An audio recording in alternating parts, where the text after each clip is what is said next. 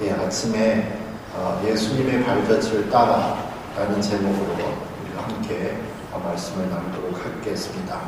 예수님께서 계셨던 그 당시에는 이제 신약 성경이 서여졌을 때는 나라가 이스라엘이 로마 식민지였죠. 이 제정 로마 시대에는 크게 신분 제도가 네 가지가 있습니다. 첫 번째는 원로 계층이고요. 두 번째는 에퀴테스 계층, 그 다음에 평민 계층, 그리고 마지막으로 노예 계층이 있습니다. 이 원로들, 그런 것처럼 이 원로와는요, 첫 번째이면서 이 귀족들이죠. 모든 정치들, 군당, 질들, 이런 역할을 맡았습니다. 두 번째, 우리 발음하기 힘들었던 이 에퀴테스 계층은 뭐냐면, 나라가 로마가 작은 나라였을 때는 괜찮았는데 이제 큰 식민지를 나가지 않습니까? 나라가 너무 커지니까 각각 나라의 식민지에서 세금을 징집할 수 있는 그 역할을 하는 사람들이 필요한 거죠. 그 동네를 식민지를 다스릴 수 있는 사람들. 그렇게 해서 세워나온 사람들이 이제 돈을 법니다. 막강하게 돈을 벌죠. 그래서 이 원로원들이 돈은 없지만 이 정치의 중심이라면 이 에퀴테스라는 이 두 번째 그룹은 정치력은 없지만 권력은, 돈은 엄청나게 많은 사람들, 경제의 중심이었습니다. 그리고 이제 세 번째가 이제 일반 평민 계급이죠. 자영농을 한다거나 부유한 상인이거나 그리고 심지어 이 빈민들 역시도 평민 계층으로 들어갑니다. 이 빈민들은요, 어떻게 해서 먹고 살았냐면, 먹을 게 없으니까, 로마 군대에 이제 가게 되죠. 군대 가면 먹을 건 책임져 주니까. 그래서 이제 사람들은 그렇게 가고요. 로마의 시민권에 대한 특징 중에 하나가, 아무리 가난한 사람이라고 해도, 빈민이라고 해도, 이 검투사의 이러한 경기, 흥행오락에는 무료로 참여하게 했습니다. 그래야 빈민층에 아무런 혜택이 없으면, 로마 시민인데 아무런 혜택이 없으면 반란이 일어날까봐 최소한 오락은 공짜로 해준 거죠. 그리고 이제 마지막 신분이 뭐냐면 이 노예입니다. 노예는 정말 사람 취급을 안 받죠. 사람 취급을 안 받고 가장 최하위였습니다. 그래서 심지어 어떤 학자들은 이 노예들을 계급으로 치지도 않죠. 사람 취급도 안 해서 그렇습니다. 가장 착취를 당하는 이러한 계급이었습니다. 이렇게 네 신분으로 있지만 중요한 것은 로마에서는 신분이 문제가 아니고 시민권자가 중요합니다. 왜냐하면 어느 날 갑자기 원로원에서도 좌천이 돼서 정말로 노예가 될 수 있거든요. 그래서 이 시민권이라는 신분이 너무 중요한 거예요. 이 시민권만 있으면 아무리 노예에서도 힘들지만 치고 올라가서 신분의 상승은 일어날 수가 있었습니다. 이러한 많은 신분적인 갈등 등이 일어나는 이러한 상황에서 오늘 베드로가 편지를 썼죠. 우리가 읽었던 이 본문에서는 사완드라 하면서 시작하죠. 영어로는 슬레이브드라 하면서 슬레이브들에게, 노예들에게 편지를 쓴 겁니다. 근데 이상하죠? 지금 이 편지는 교회에 실려진 거예요. 교회에. 그런데 교회 안에 노예도 있는 거죠. 노예도 있는 거예요. 노예 있는 건, 노예가 있으니까 사회적으로 여러 가지 익숙하지 않았던 문제들이 복음이 들어가면서 예수님이 전해주신 이 구원이 들어가면서 복잡한 사회 현상이 나타납니다. 왜냐하면 그 전에는 그냥 어마어마한 주인과 정말 인간 취급도 못 받는 노예가 한 집안에 있었단 말이에요. 그런데 예수님의 복음은 부자나 주인이나 가난한 사람이나 거지나 노예나 다 똑같이 누구든지 예수님만 믿으면 구원을 받는다가 됐거든요. 문제가 뭐냐면 교회에 오니까 주인님 노예가 형제가 되는 거예요. 자매가 되는 거죠. 복잡해요. 분명히 예수님 믿기 전에는 말도 막 험하게 하고 일도 막 시킬 수 있었는데 다 같이 믿게 된 한 자매고 형제인데, 하나님 안에서의 한 자매인데, 교회 안에서 이러한 신분 문제를 어떻게 해야 되는가 복잡해집니다.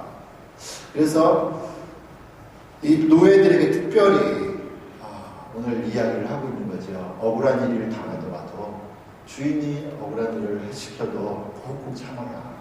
그리고 주인이 같은 형제고 자매인데 해서 대충 일을 하지 말아라. 하나님께 하는 것처럼, 예수님께 하는 것처럼 성실히 가라고 이야기를 하고 있습니다. 참 복잡한 이러한 상황에서 특별히 문제가 되는 건, 주인이나 노예가 바깥에서 상관없는데 교회 안에 왔단 말이죠. 근데 노예가 믿음이 더 좋아요. 그래가지고 교회에서 큰 중요한 일을 노예가 할 수가 있는 거예요. 그렇죠? 그러면 이 경우는 주인은 어떻게 하겠죠? 만약에 노예가 장로님이 됐어요. 그리고 주인은 평신도예요. 모든 결정들은 노예가 속해 있는 장로회에서 만들어요. 복잡해지죠. 우쭐될 수 있는 그러한 상황들. 무시를 당하고 있는 상황에서 뭘 얘기하냐면, 참아라. 억울해도 참아라. 옵니다. 억울해도 참아라. 가 이야기를 하고 있죠. 억울해도 참아야 되는 이유가 뭐냐? 예수님이 그러셨기 때문이다. 라고 베드로가 이야기를 하고 있습니다. 베드로는 예수님의 수제자였죠. 그래서 예수님이 죽으신 그 마지막 순간까지도, 잡혀가시는 그 순간까지도 어떻게 잡히시고 사람들한테 고문하시는 것을 다 봤어요. 그것을 본 베드로가 오늘 본문 21절, 24절에서 이렇게 말씀하시죠. 이를 위하여, 너희가 꾹꾹 참기 위해서, 억울해도 참게 해. 너희가 부르심을 받았다. 노예의 부르심은 뭐냐? 억울해도 참아라. 그리스도도 너희를 위하여 고난을 받으사 너희에게 본을 끼쳐 그 잔치를 따라오게 하려 하셨느니라. 그는 죄를 범하지 아니하시고 그 입에 거짓도 없으시며 욕을 당하시되 맞대어 욕하지 아니하시고 고난을 당하시되 위협하지 아니하시고 오직 공의로 심판하시는 이에게 부탁하시며 친히 나무에 달려 그 몸으로 우리 죄를 담당하셨으니 이는 우리로 죄에 대하여 죽고 의에 대하여 살게 하려 하시니라. 그가 채찍에 맞음으로 너희는 나음을 얻었다. 억울했지만, 예수님도 억울했지만 하나님한테 속사정 다 얘기한 것처럼 억울해도 지금 잘 섬겨라고 이야기를 하고 있습니다. 다시 한번 21절을 보시면요, 이를 위하여 너희들이 종들아 정말 억울하지. 그러나 억울하더라도 잘 참기 위해서, 그래야 너희들의 상급이 많은데, 이를 위하여 너희가 부르심을 받았으니 그리스도도 너희를 위하여 고난을 받으사 너희에게 본을 끼쳐 그 잔치를 따라오게 하였다. 오늘 설교 제목이 그리스도의 발자취를 따라서죠. 그 잔치를 따라서, 영어로는 follow in his steps 써있지요.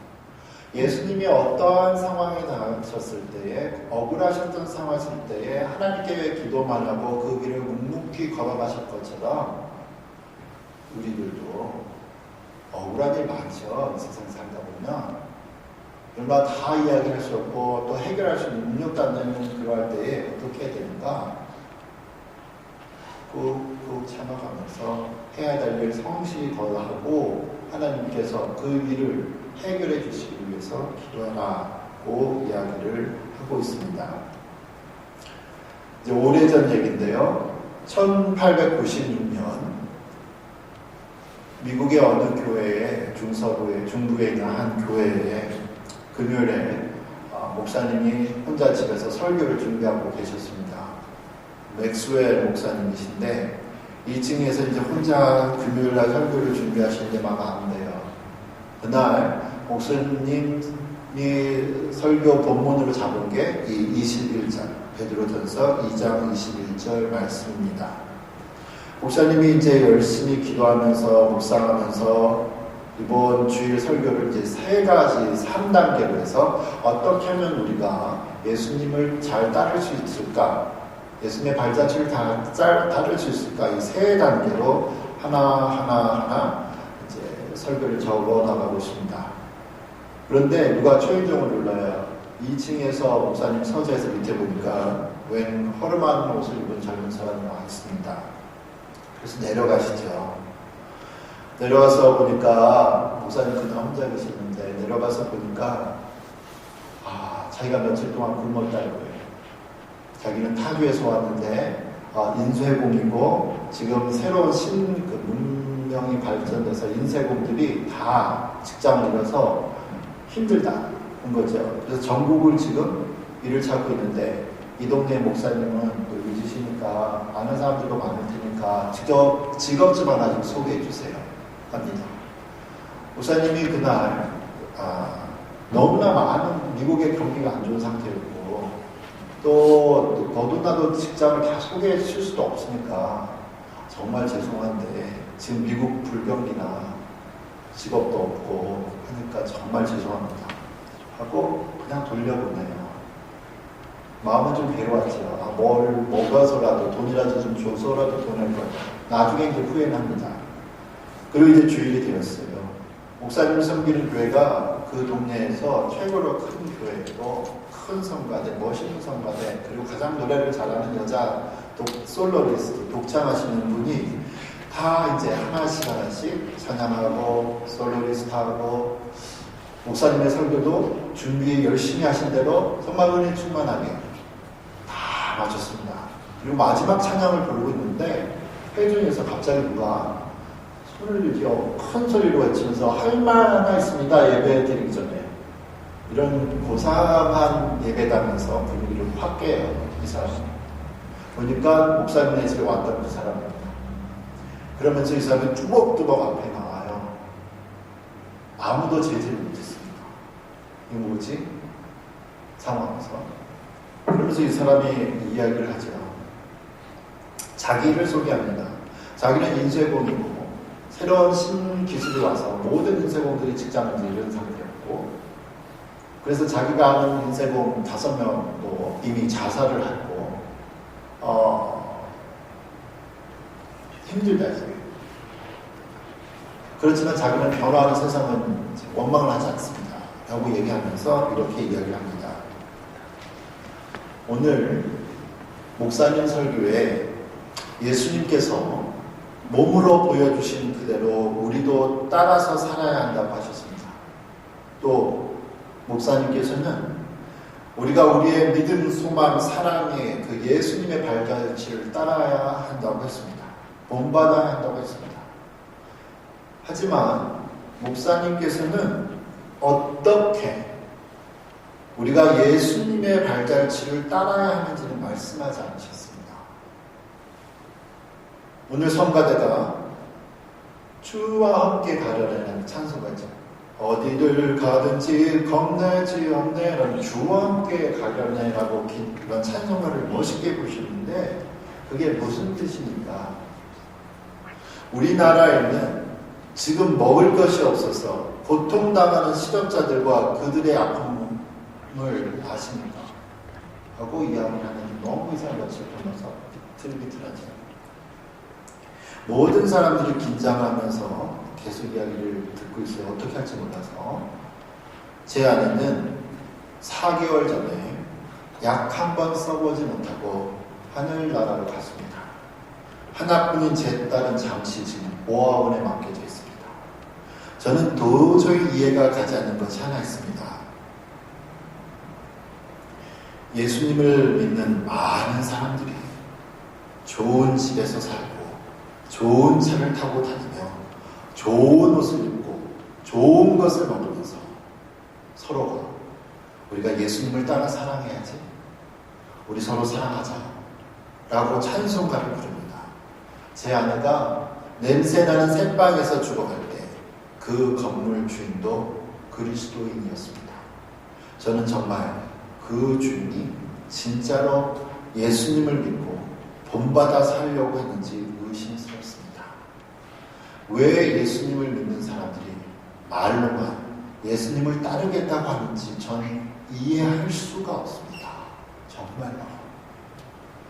그리고 말을 끝내지 못하고 벌써 쓰러지죠. 목사님 당황하셔서 나오셔서 오늘 예배 마쳤습니다 하고 폐회하고 다 집에 갑니다. 이 쓰러진 사람 목사님 내외가 집으로 이제 데리고 가서 먹이고 하지요. 그러나 안타깝게 또 이 약 32, 3살 정도 보이는 이 젊은 남자가 일주일 만에 딸 보지 못하고 죽습니다. 목사님이 충격을 받은 거예요. 자기는 그런 설교를 했는데 이 사람 나서 말로만 그러지 말고 뭘 어떻게 하는 겁니까? 그리고 집에 와서 자기 집에서 죽었다. 다음 주일날 모든 교인들이 다 동네 소문이 이미 다 무슨 일이 일어났는지 났으니까 목사님이 이제 강단에서 설교하시고 나서 마지막에 이릅니다. 지난 주일날 여러분 무슨 일이 일어났는지 여러분 다 아십니다. 그래서 저는 저 자신을 포함해서 여러분과 함께 우리가 앞으로 1년 동안 모든 일에 대해서 결정하는 일에 대해서 말하는 것에 대해서 그리고 행동하는 것에 대해서 예수님이라면 어떻게 하실까 생각해보고 그렇게 하시려고 하시는 분들 남아주십시오. 강당에 남아주시면 고맙겠습니다. 예배가 끝나고 사람들 다 나가는데 강당에 문이 닫혀있는데 목사님은 과연 몇 명이나 왔을까 궁금하지만 별로 없을 거라고 했는데 놀랍게도 50여 명이 남아있었습니다. 그래서 이 사람들이 이제 앞으로 우리가 일주일마다 교회에 모였으니까 일주일마다 모여서 무슨 일이 있었고 그럴 때마다 예수님이라면 이러한 상황에서 어떻게 하셨을까 서로 격려하면서 기도해 나가자 1년만 합니다. 그리고 그 동네에 놀라운 일들이 이제 일어나기 시작하죠.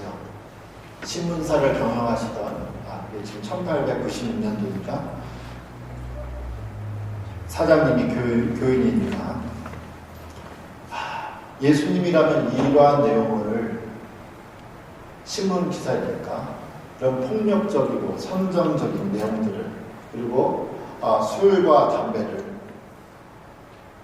광고하는 내용들을 내시겠는가? 그래서 다 지워버리라고 얘기하죠. 회사가 발칵 뒤집혔습니다. 그럼 신문 누가 봅니까? 광고는 어떻게 하십니까? 그래도 예수님이라면 이러한 것을 내셨을까 생각해보니까 안 하셨을 것 같다. 내가 책임질 테니까 빼라. 당연히 신문이 안 팔리고 어려운 일이 나오죠.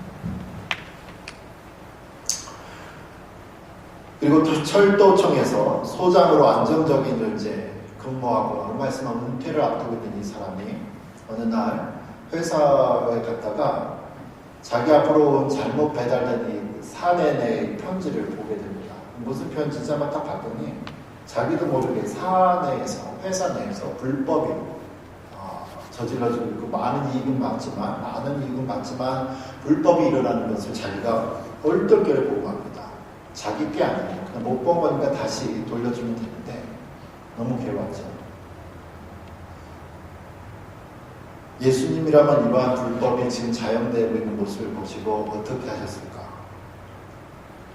강도가 이 집에 들어왔는데 내가 강도야 소리 지를까 말까? 그런데 내가 지금 이 사실을 경찰에 신고를 하게 되면 회사는 어려워질 거고 자기는 당연히 조금만 있으면 은퇴가 안정적이고 지금까지 평생 일한 직장 잃고 힘들줄 텐데 이거 해야 되는가 말아야 되는가 갈등합니다. 그리고 나서 이 질문을 하나 하죠. 이러한 경우에 정말 예수님이라면 어떻게 하셨을까?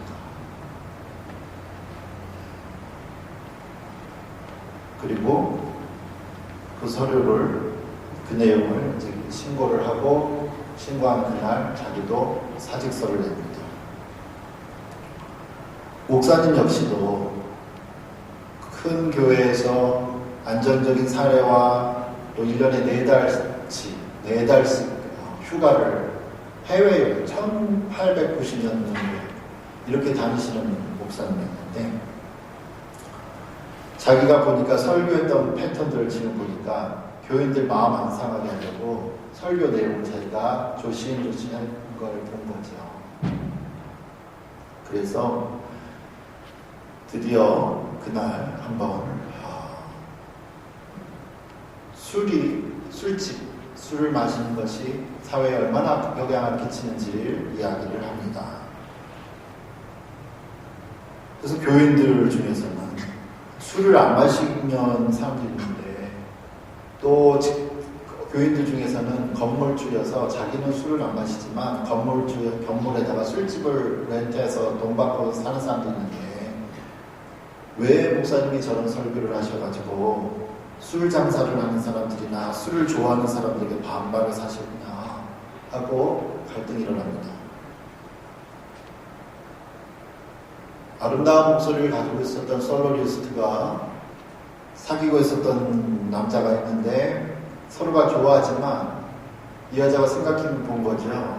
예수님이라면 저런 세상적인 가치관을 가지고 있는 저 남자랑 사귀고 결혼하실까? 너무너무 혼돈이 많습니다. 어렵게 안 만나죠. 그리고 자기 목소리를 그냥 일주일에 한 번씩 교회에 와서 찬양하는데 쓰는 것이 아니라 가난한 사람들, 모여있는 이런 자선단체에 가서 목소리로 하나님을 또 섬기기도 합니다. 시간이 이렇게 점점 지나가서 신문사가 망했고, 오히려 기독교 신문이 하나 동네에 이제 나타나기 시작하죠. 이러한 변화들을 보고 맥스웰 목사님의 친구 브루스 목사님도 그럼 나는 목사로서 어떻게 하면 좋을까 생각하다가 다운타운의 가난한 동네에 빈민가 하다가 교회를 하나 또 개척을 하게 됩니다. 교인들이 이제 어려운 사회의 복지와 또 이웃을 돕으면서 살기를 시작합니다. 제가 지금 이렇게 소개한 이 이야기는요, 실제 사건은 아닙니다. 1896년도에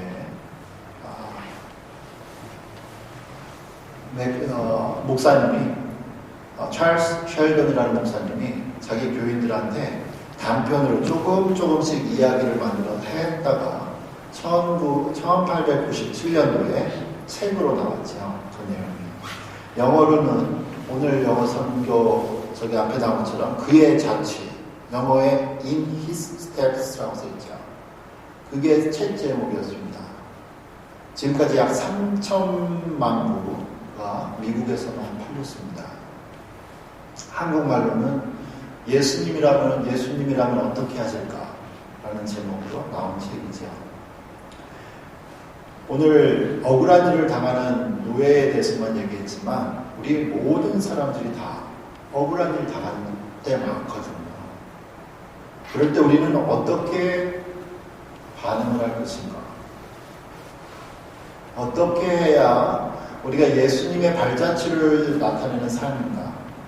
억울한 일뿐만 아니라 우리의 삶의 모든 부분에 있어서 우리가 어떻게 하면 그분의 발자취를 따르는 것일까? 여러분이 묻고 스스로 대답하셔야 되는 부분입니다.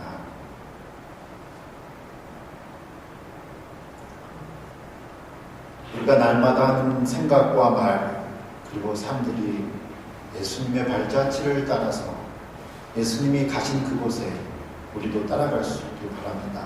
가난하고 힘들고 상처있고 죄의 용서가 필요한 곳에 우리가 갈 수 있기를 바랍니다. 눈이 많이 왔는데 눈이 많이 온 그곳에 운전할 때도 앞에 간 차 따라가세요. 안전하게. 걸어다닐 때 아무도 없는 그런 허벌판 앞에 한 사람이 걸어간 그 발자국에 우리 발자국 밟아가야 우리가 안전하잖아요. 예수님은 이 땅에 오셔서 사람이 당할 수 있는 모든 고통과 유혹을 당하시고도 한 발짝 밟으시고 그 지뢰밭 같은 그곳에서 살아계시고 하늘에 올라가셨습니다.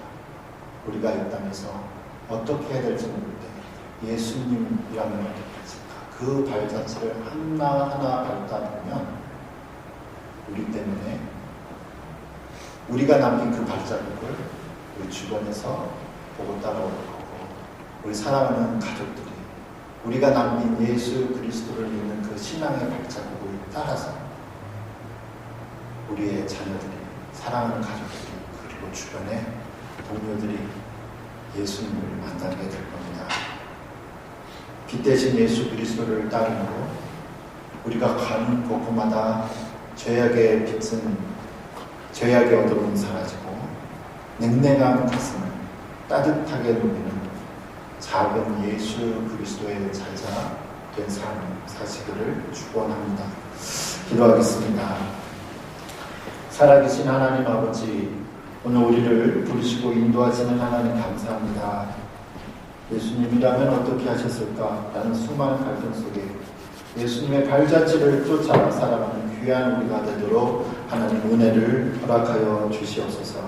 먼저 가신 예수님, 앞서 가신 예수님 바라보며 살아가는 귀한 은혜를 은총을 허락하여 주옵소서. 사랑하는 성도들의 가정과 사업과 직장에, 그리고 섬기는 교회와 선교지 위에 예수 그리스도의 흔적을 나타내도록 은혜 허락하여 주옵소서. 예수님 이름으로 기도합니다.